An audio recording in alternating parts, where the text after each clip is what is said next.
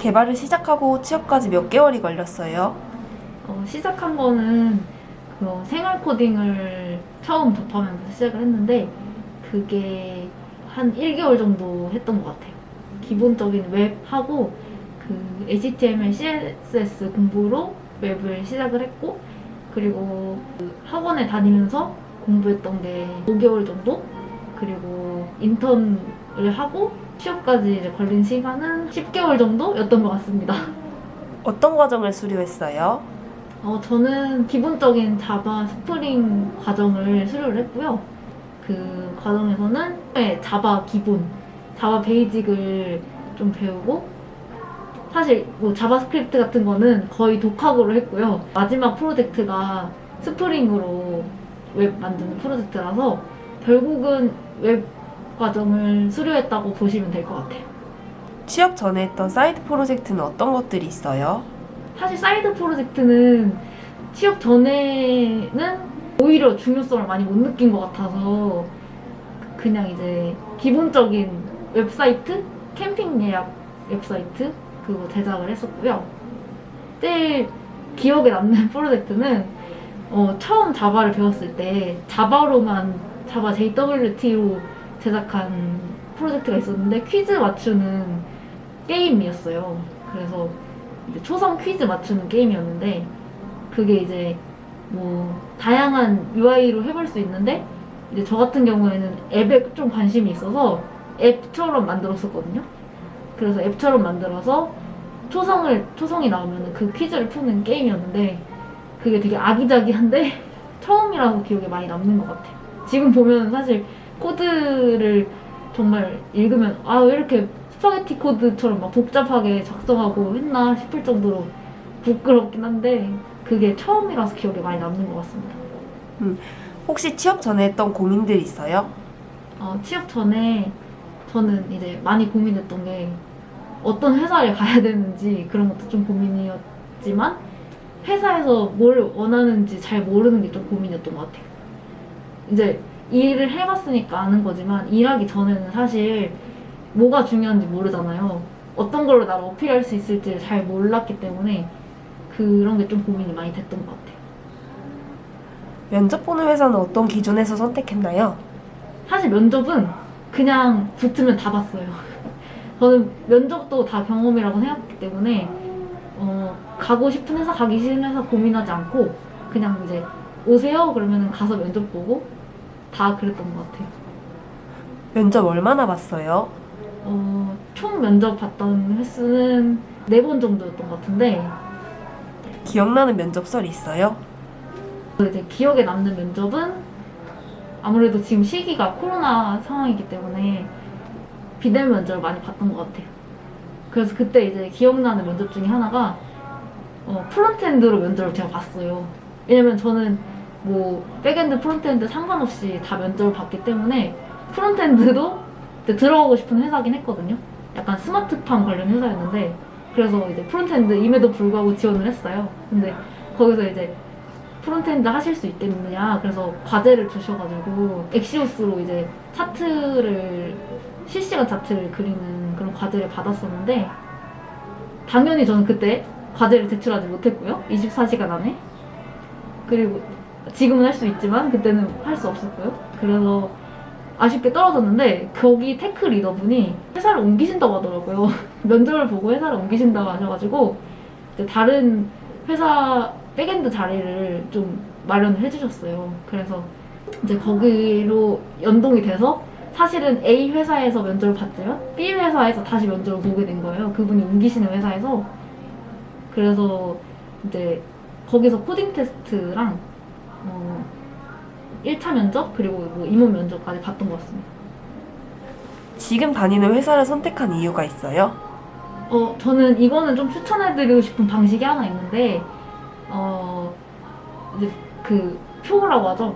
가중치 표를 그려서 내가 뭐 예를 들면은 거리 그리고 회사의 거리 그리고 급여 그리고 회사에서의 하는 업무의 난이도 그리고 회사가 하는 그 다양한 그런 결이 있잖아요. 예를 들면은 고객하고 맞닿아 있는 회사인가 아니면 이제 회사의 업무를 지원하는 회사인가? 이제 그런 것들, 다양한 것들이 있을 텐데, 거기서 이제 1부터 10까지 가중치를 정해서 가중치를 부여한 다음에 이제 회사별로 그거를 점수를 부여하는 거예요.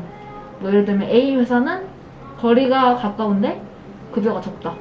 뭐 B 회사는 거리가 먼데 급여가 많다. 이런 식으로 계산을 해서 그 수를 부여해서 가중치를 곱을 계산해서 이제 저는 그 토탈 점수로 회사를 결정을 했었거든요. 그래서 아무래도 회사를 결정하는 기준은 굉장히 좀 복잡했던 것 같아요. 뭐 어떤 하나로만 결정을 했다 이게 아니라 제가 이제 중요하게 생각하는 다양한 가치들을 이제 적어 놓은 다음에 그거를 계산을 해서 좀 지표로 회사를 선택을 했던 것 같아요. 그래서 지금 여기 회사에 오게 된 거죠. 그래서 뭐 사실 그렇게 점수 차이는 회사별로 그렇게 많이 차이 나진 않았지만 그래도 조금이라도 높은 점수를 얻은 회사면은 의미가 있을 거라고 생각해서 좀 그렇게 고민도 해보고 그리고 이제 주변에 가까운 지인들하고 회사 다니는 지인들하고 좀 상의를 해본 결과로 선택한 것 같습니다. 회사에 복지가 있어요? 저희 회사는 제가 좋아하는 복지가 하나 있는데요. 그거는 이제 뭐냐면 사내 스터디를 지원한다는 겁니다. 그래서 이제 사내에서 이제 필요한 기술들이 있으면 그거를 제안을 해서 이제 스터디를 짜면 뭐 교재 구입비라든지 뭐 아니면 간식비라든지 이런 식으로 지원을 해서 이제 공부를 하도록 만들어주는 게 굉장히 좋은 시스템인 것 같아요. 왜냐면 다른 외부에서 스터디를 구할 수도 있지만 사실 업무적으로도 그렇고 관심이 좀 비슷한 결인 게 회사 사람들이잖아요. 그래서 그렇게 관심사를 나누면서 스터디를 할 수 있게 만들어주는 환경이 굉장히 좋은 복지인 것 같습니다. 회사의 야근 문화가 어떻게 돼요? 야근 문화요? 야근 문화라니요? 지금 무슨 말씀하시는 거예요? 야근 문화라니. 저는 굉장히 야근을 그렇게 선호하지는 않는 것 같아요. 야근을 선호하지 않는 이유는 사실 업무 시간 안에 끝낼 수 있는 건데 그거를 야근으로 바꿔가는 경우도 있고 아니면 업무량이 과중돼서 야근을 하게 되는 거잖아요. 근데 어떻게 보면은 그 시간 안에 끝낼 수 있는 만큼의 업무를 일단 부여받아야 된다고 생각을 하고 이상적으로는 그리고 만약에 좀 부족하면 기간을 좀 늘려줘야 된다고 생각해서 야근이라는 문화? 문화라고 하면 좀 그렇죠. 문화는 그렇게 좋아하진 않고요. 그래도 다행히 저희 회사의 분들의 방향성과 저의 방향성이 좀 일치하는 것 같아서 최대한 업무 시간 안에 끝내려고 하고 있습니다. 입사해보고 이 공부 더 하고 올 거리라고 한 생각을 들게 한 순간이 있어요? 사실 뭐 기술적인 뭐 언어나 이런 것들은 이미 이제 회사에서 그 요구하는 게 있기 때문에 그 언어는 당연히 공부했을 거라고 생각하고요. 되게 아쉬웠던 부분 중에 하나는 업무용 언어를 좀 습득하고 갔으면 좋지 않을까 싶어요. 그냥 단순히 프로그래밍 언어를 배우는 것도 굉장히 중요한 거고 개발자에게 굉장히 필수적인 거지만 예를 들어 뭐 맨먼스 같은 업무용 단어들이 있잖아요. 그거를 이제 습득하지 못하고 간 상태에서 소통을 하려다 보니 잘 안 되는 경우가 있더라고요. 그래서 그런 것들을 이제 일을 하면서 배우기도 하지만 미리 좀 공부해가서 뭐 개발에는 굉장히 다양한 프로세스가 있고 그리고 굉장히 다양한 방법론이 있는데 이제 그런 개발자들 간에 소통할 수 있는 그런 업무용 단어들을 좀 습득해 가면 좋을 것 같고요. 저도 아직 그리고 공부 중이라서 괜찮으시면 저랑 같이 공부하실래요? 회사 생활을 하면서 자기 개발이 가능한가요? 네, 가능합니다. 어떤 자기 개발을 하고 있어요? 아, 자기 개발이요? 근데 이제 워라벨이라는 단어도 있고 워라인이라는 단어도 있거든요. 근데 이제 워라벨이라는 단어는 이제 워크와 라이프 밸런스를 완전히 구분하는 거고, 얼라인이라는 단어는 워크와 자기의 삶이 좀 이렇게 중첩되어 있고 좀 이렇게 섞여 있다라는 거라서, 사실 저는 자기 개발의 범위는 굉장히 다양하다고 생각하지만 회사에서 하는 업무 관련 공부도 자기 개발이라고 생각하거든요. 그래서 뭐 예를 들어 파이썬을 사용한다. 그러면 이제 그 파이썬에 대한 뭐 지식 그리고 최근 동향 이런 걸 공부할 수 있는 것도 자기 개발의 하나라서 그거를 좀 하는 것도 있고요. 저 같은 경우에는 비전공자이기 때문에 컴퓨터 사이언스 지식이 좀 부족하다고 생각을 해서 그 부분도 이제 학교를 다니면서 좀 보충을 하고 있어요. 현재 직장에서 사용하는 언어는 무엇이에요? 저희는 이제 기본적으로는 자바를 사용합니다. 그래서 자바를 알고 있어야 되고요. 저희 회사에 오시려면 자바는 필수적인 언어고요. 왜냐면 대부분의 프로젝트가 자바로 작성되어 있기 때문에 이제 그거를 이제 이해하기 위해서는 자바를 알아야 되고요. 그 다음에 자바스크립트. 자바스크립트는 사실 뭐 서버 언어를 무엇을 쓰든 프론트엔드 언어는 다 자바스크립트로 구성되어 있잖아요. 그래서 이제 제일 좋은 거는 바닐라 자바스크립트를 만일 활용해서 쓸 수 있으면 그것도 제일 좋을 것 같고, 바닐라 자바스크립트에 대한 지식이 있으면 뭐 리액트든 Vjs든 뭐 아니면 앵귤러 JS든 그런 식으로 확장성을 좀 가질 수가 있기 때문에 기본적인 언어는 자바와 자바스크립트인 것 같습니다. 그리고 이제 뭐 다른 부서와 소통하기 위해서 혹은 뭐 이제 간간히 들어오는 업무를 해결하기 위해서 데이터 사이언스 쪽을 이제 이해하고 그걸로 개발하기 위해서는 파이썬이 굉장히 또 필요하거든요.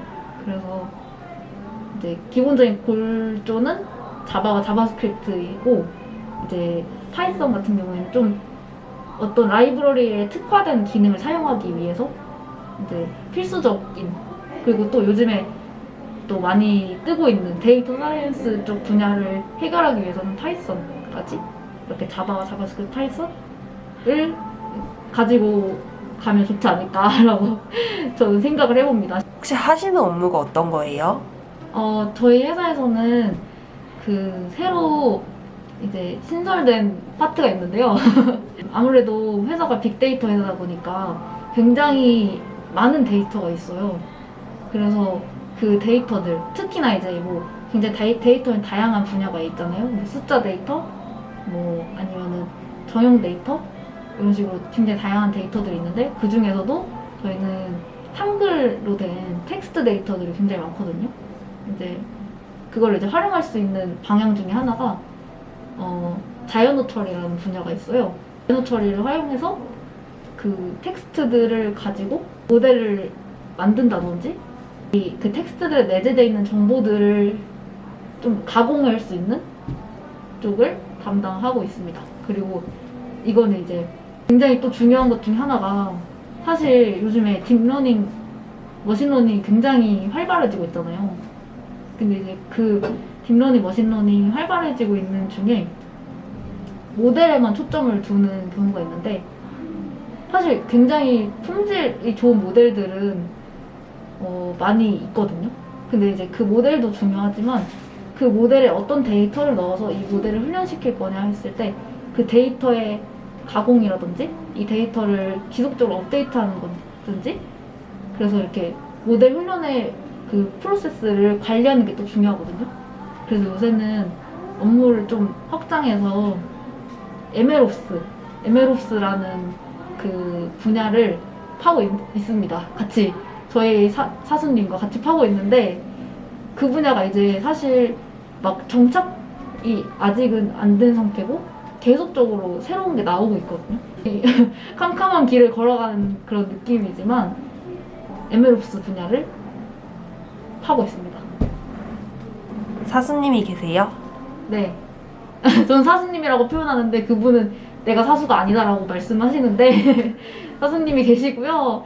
근데 이제 워낙 능력자이시다 보니까 바쁘세요. 그래서 질문을 막 할 순 없고, 그래도 굉장히 좋은 가이드라인을 항상 주시는 분이 계시고요. 그리고 요새는 랜선 사수라는 용어도 있더라고요. 그래서 사실 사수님은 굉장히 많은 것 같아요. 저에게 사수님은 뭐 블로그, 지나치는 블로그 글에서도 사수님을 발견할 수 있고, 아니면 이제 굉장히 활발한 오픈톡방을 통해서 오픈톡방에서 주도적으로 활동하시는 분이 가끔은 랜선 사수님이 되시기도 하고, 그래서 랜선 사수님을 지금 매일매일 도움받고 있습니다. 스택 오버플로우 등등에서. 개발자란 직업에 대한 고민이 있어요? 개발자가 개발을 한다고 하지만 그 개발의 영역도 굉장히 다양하잖아요. 그 영역에 대한 고민도 좀 있고, 그리고 좀 더 많은 사람들에게 도움을 주는 개발자가 되고 싶거든요. 근데 그걸 하기 위해서 이제 지식이 좀 아직 부족하다고 생각이 돼서 저는 이제 많은 사람에게 도움이 되는 개발자가 되고 싶어요.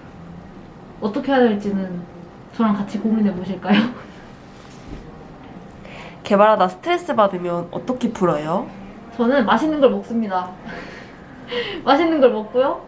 그리고 요즘은 다른 걸 했을 때 좀 스트레스가 풀리더라고요. 예를 들면은 저는 원래 전공이 국어 쪽인데, 한국어 쪽인데요.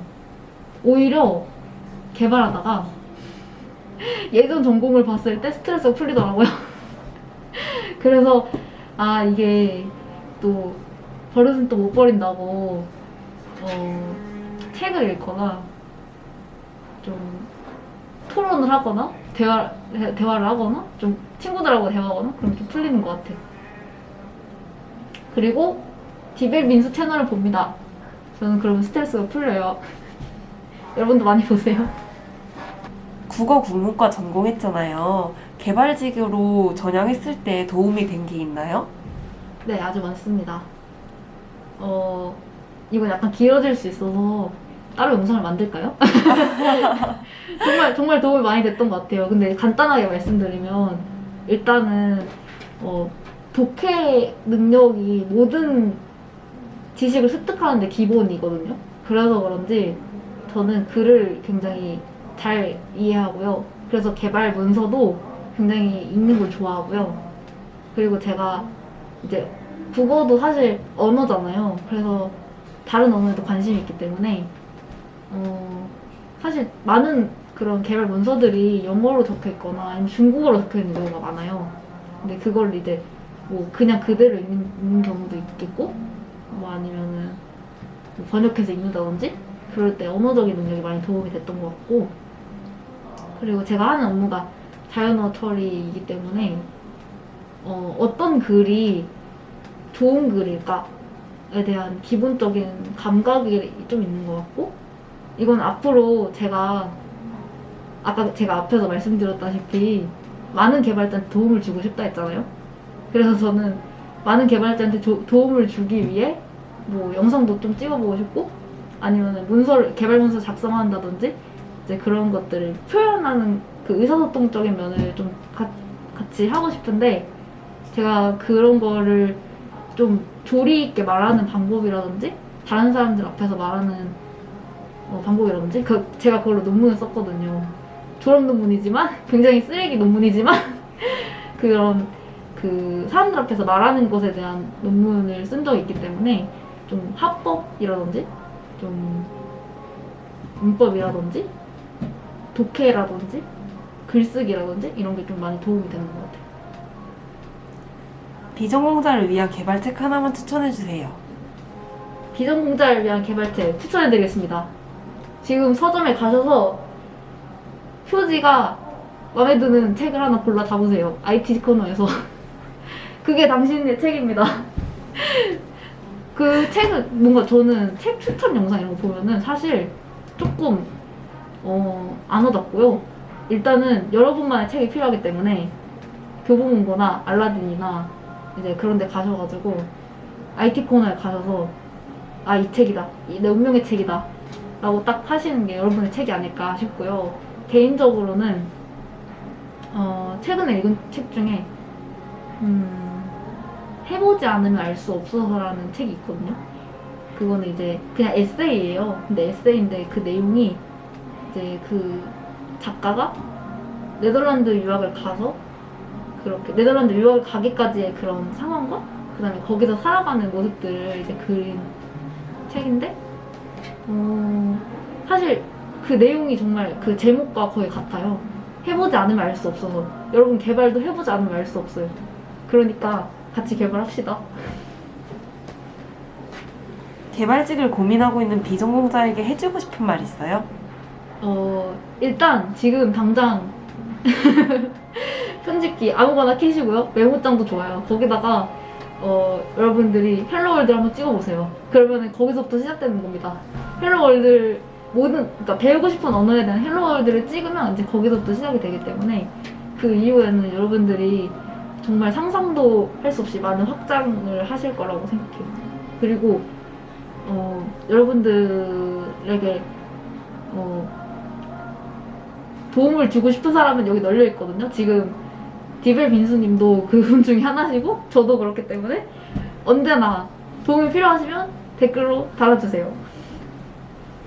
앞으로의 계획이 있어요? 저는 앞으로 하루만 사는 것 같아요. 사실 하루만 사는 것 같아서 하루하루 그냥 잘 살자, 하루하루를 잘 보내자, 즐겁게 보내자, 그렇게 살아가고 있고요. 아까도 계속 말씀드렸지만 저는 많은 사람에게 도움을 주는 개발자가 되고 싶습니다. 그래서 오픈소스에도 참여해보고 싶고, 그리고 많은 사람들이 사용할 만한 뭔가를 개발하고 싶거든요. 그래서 그거가 고민인 것 같아요. 항상 어떻게 하면 더 많이 도움을 줄 수 있을까라는 게 고민인 것 같아요. 그래서 혹시 필요한 게 있으시다면 댓글로 달아주세요.